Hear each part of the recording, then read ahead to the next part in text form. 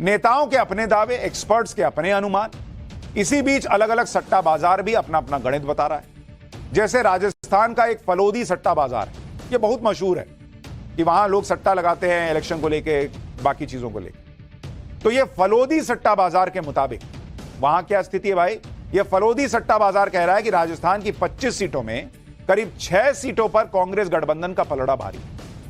यही फलोदी सट्टा बाजार कह रहा है कि यूपी में बीजेपी 60 से 65 सीट और इंडी गठबंधन को 15 से 20 सीट पर एज है। एमपी में बीजेपी को 29 में से 27 सीटों पर एज है और 2 सीट पर कांग्रेस को एज है। सट्टा बाजार के मुताबिक दिल्ली में बीजेपी को 6 से 7 सीटें मिल सकती हैं, यानी क्लीन स्वीप हो सकता है।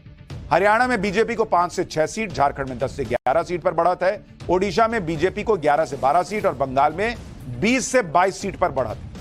अब यह सट्टा बाजार का अनुमान है, सही होगा गलत होगा कुछ नहीं पता, लेकिन यह सट्टा बाजार में चल रहा है, जो खबरें छप रही हैं सब जगह। सट्टा बाजार का अपना अनुमान भी हफ्ते दर हफ्ते घट बढ़ रहा है। जैसे 13 मई को फलोदी सट्टा बाजार ने बीजेपी को 300 सीटें दे दी थी और कांग्रेस को 40 से 42, लेकिन एक हफ्ते के बाद बीजेपी के लिए अनुमान 300 से कम कर दिया और कांग्रेस के लिए अनुमान 70 से 85 सीटों पर पहुंचे। फलोदी सट्टा बाजार इकलौता सट्टा बाजार नहीं है जहां इस तरह के चीजें तय होती। फलोदी के अलावा दूसरे सट्टा बाजार भी अपने अपने अनुमान लगा रहे हैं। जैसे इंदौर का सट्टा बाजार खबरों में छप रहा है कि एमपी में बीजेपी को 26 से 29 सीट दे रहा है और 6 सीटों पर टफ फाइट बता रहा है। एमपी के रतलाम का सट्टा बाजार एमपी में बीजेपी को 26 से 28 सीट दे रहा है और कांग्रेस को 1 से 3 सीट। रतलाम का सट्टा बाजार बीजेपी को दिल्ली में 6 से 7 सीटें, पंजाब में 2 सीट, तमिलनाडु में 3 से 4 सीटें दे रहा है। अच्छा, मुंबई का एक सट्टा बाजार है, वो भी बीजेपी को 315 से 325 सीटों का दावा ठोक रहा है और कांग्रेस को 45 से 55 सीटें मिल सकती हैं। यह मुंबई के सट्टा बाजार का अनुमान है। सट्टा बाजार कभी सही भी होते हैं, कभी गलत भी हो जाते हैं। जैसे मध्य प्रदेश के विधानसभा चुनाव में बताया जा रहा था कि वहां कांग्रेस की सरकार आ रही, लेकिन फलौदी सट्टा बाजार ने बता दिया था कि बीजेपी की ही सरकार आ रही और शिवराज सिंह दोबारा सीएम भी नहीं बनेंगे। इसी तरह से राजस्थान और छत्तीसगढ़ के विधानसभा चुनाव के बारे में सट्टा बाजार ने सही अनुमान लगाया था। सट्टा बाजार ने राजस्थान विधानसभा चुनाव में बताया था कि बीजेपी को 110 से 112 सीटें आएंगी और बीजेपी को 115 सीटें मिली। सट्टा बाजार ने छत्तीसगढ़ विधानसभा चुनाव में बताया था कि बीजेपी को 50 से 52 सीटें आएंगी, बीजेपी को 54 सीटें मिली। यानी चुनावी विश्लेषक तक मान के चल रहे थे कि बीजेपी छत्तीसगढ़ और राजस्थान हार रही है, लेकिन सट्टा बाजार का तुक्का लग गया था। सट्टा बाजार अलग अलग कैंडिडेट्स की हार जीत का भी अनुमान लगा रहे हैं इस बार। जैसे मुंबई सट्टा बाजार ने यूपी की कुछ सीटों को लेकर अनुमान लगाया। अमेठी पर स्मृति ईरानी जीत सकती हैं, यह सट्टा बाजार का अनुमान है। रायबरेली से राहुल गांधी जीत सकते हैं। मैनपुरी सीट पर डिंपल यादव जीत सकती है, यह सट्टा बाजार अनुमान लगा रहा है।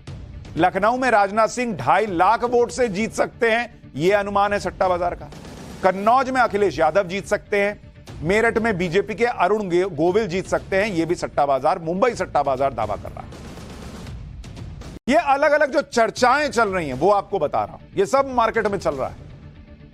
मुंबई सट्टा बाजार के मुताबिक यूपी में बीजेपी को 64 से 66 सीटें आ सकती हैं। मार्केट सेंटिमेंट से तो यही लग रहा है कि ज्यादा संभावना पीएम मोदी के आने की लग रही है मार्केट में। अगर पीएम मोदी वापसी करते हैं तो उनकी जीत में महिला वोटर्स का एक बड़ा फैक्टर होगा। क्या होगा नतीजा, वो तो 4 जून को पता चले। लेकिन अगर नरेंद्र मोदी वापस आए तो आप ये एम फैक्टर, महिला फैक्टर, इसको नजरअंदाज नहीं कर पाएंगे, क्योंकि हर चुनाव दर चुनाव महिला वोटर्स पीएम मोदी पर भरोसा जताती रही। इस बार भी जो वोटिंग हुई है उसमें कई राज्यों में महिलाओं ने पुरुषों को वोटिंग में पीछे छोड़ दिया। माना जाता कि वही महिला वोटर्स हैं जो पीएम मोदी के नाम पर वोट करने के लिए घर से निकलती हैं, क्योंकि मोदी सरकार में ही 2019 में महिला वोटर्स ने पुरुषों को पीछे छोड़ा और देश के चुनावी इतिहास में ऐसा पहली बार। अगर आप देखें इस बार जिन राज्यों में बीजेपी को बढ़त की उम्मीद है, वहां महिला वोटर्स की वोटिंग का पैटर्न क्या है मैं आपको दिखाता हूं।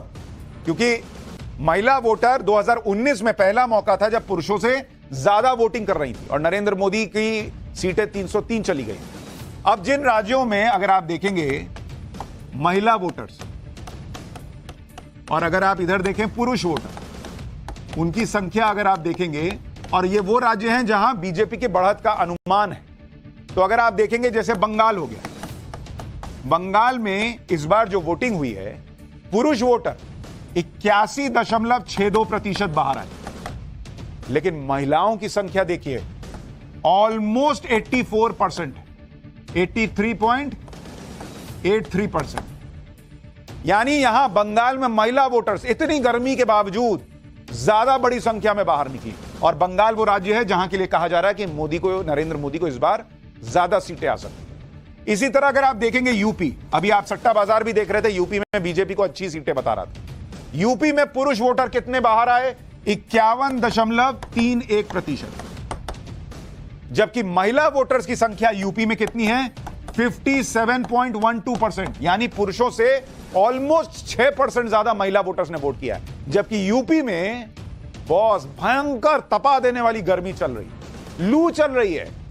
महिलाएं जो हैं वो घूंघट ओढ़ ओढ़ के लाइन में लग के वोट कर रही हैं और ये वो संख्या आपको दिख रही है। इसी तरह अगर आप बिहार में देखेंगे, बिहार में जो पुरुष वोटर्स हैं उनकी संख्या कितनी है? 51.95%, मतलब ऑलमोस्ट 52%। और महिला वोटर्स कितनी है आपको पता है? बिहार में महिला वोटर्स की संख्या देखिए, ऑलमोस्ट 63% बॉस, जिन्होंने वोटिंग की इस बार। मतलब लगभग 11% ज्यादा महिलाओं ने बिहार में वोट किया है बॉस। इसके अलावा झारखंड, ओडिशा में भी महिला वोटर्स जो हैं वो बड़ी संख्या में आगे आई हैं पुरुषों के मुकाबले। और अगर आप 5वें और 6ठे फेज की वोटिंग देखेंगे तो एनडीए के दबदबे वाले इन दोनों चरणों में महिला वोटर्स ने ज्यादा वोट डाला। जैसे अगर आप देखेंगे, इसी को अगर आप फेज वाइज देखें, 5th फेज कुल मतदान कितना हुआ? कुल वोटिंग कितनी हुई 5th फेज में? वो हुई 62.20%। इसमें अगर आप देखेंगे पुरुष मतदाता मेल 61.48% और फीमेल वोटर्स की संख्या अगर आप देखेंगे 63%। यह भी आपको 5th फेज का बता रहा हूं, जो बीजेपी का मजबूत फेज माना गया। इसी तरह से अगर आप 6th फेज में देखेंगे, थोड़ा सा अगर आप इसको देखें 6th फेज में, वहां किस तरह से वोटिंग हुई? वहां टोटल वोटिंग 6th फेज में हुई, कुल वोटिंग आप देखिएगा 63.37%। और इसमें पुरुषों की संख्या रही ऑलमोस्ट 62% और महिलाओं की संख्या रही ऑलमोस्ट 65%। ये देखिए, और ये वो दो फेज हैं जिसमें कहा गया कि बीजेपी ने पिछली बार की तरह अच्छा परफॉर्म किया। तो वोटिंग पैटर्न बता रहा है कि जहां जहां जिन राज्यों में कहा गया कि बीजेपी अच्छा परफॉर्म कर रही है, वहां महिला वोटर्स की संख्या ज्यादा दिख रही है, उन्होंने ज्यादा वोट किया है। जिन फेजेस में कहा जा रहा है कि बीजेपी ने अच्छा किया है, वहां उन फेजेस में महिला वोटर्स की संख्या ज्यादा दिख रही है। कैसे पीएम मोदी को महिला वोटर्स का साथ मिलता रहा है, यह सिर्फ आंकड़ों से नहीं, जमीन पर भी दिखता है।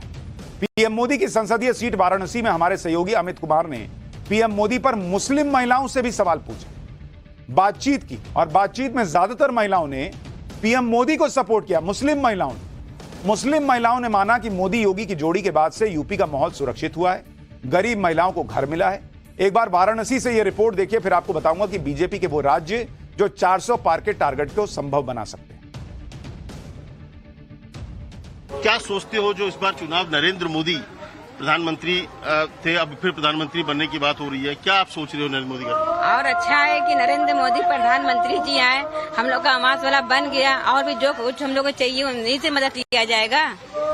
अरे वो जब पहली बार जो कोशिश कर रहे थे बैठने के लिए, तब से हम लोग उनको वोट दे रहे हैं। अच्छा, ऐसी बात नहीं है, तो कई साल बैठ चुके, लेकिन हम देते हैं उन्हीं को, हमारा आवास का घर मकान बन गया है। आप क्या सोचते हो नरेंद्र मोदी के बारे में, कितना भरोसा है?